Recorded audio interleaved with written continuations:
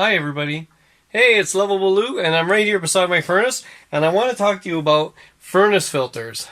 So I'm going to switch my camera over, but basically in a nutshell, I'm going to tell you how you can save money on your furnace filters.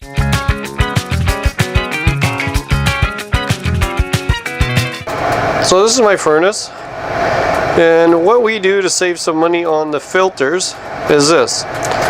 So in the winter time, and we've done this before, so in the winter time, this filter here, we use the big one, the 4-inch wide big one, and we use the real good one, the pollen filter and everything else in it, catches everything, so we have nice clean air in the house.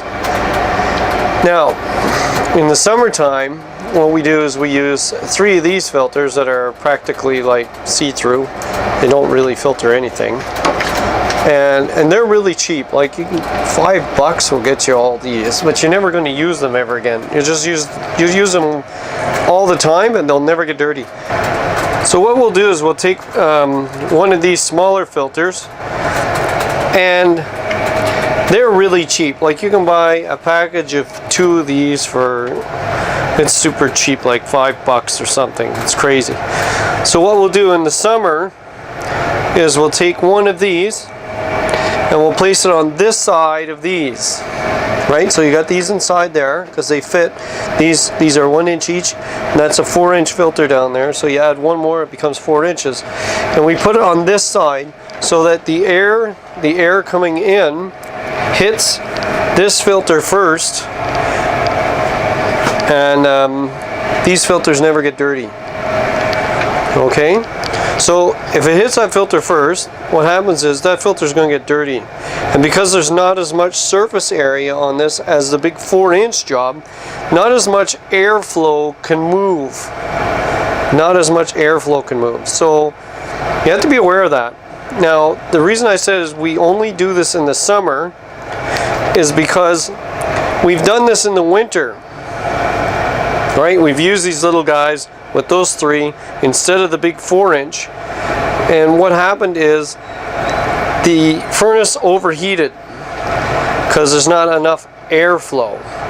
So then you got to take this cover off, and there's a little tiny round overheat sensor, and you got to basically take it off, which is really easy to do. You can use your multimeter on continuity and sort of tap it until it springs open again, and then it works fine. It kind of makes you nervous because you want to go get a new one, right? So anyway, that's the lesson that we learned. So we only do this in the summer, and if you're gonna do this, you've got to change the filter like 3 times as much. But who cares? This is like $5 for 2. It's like crazy cheap.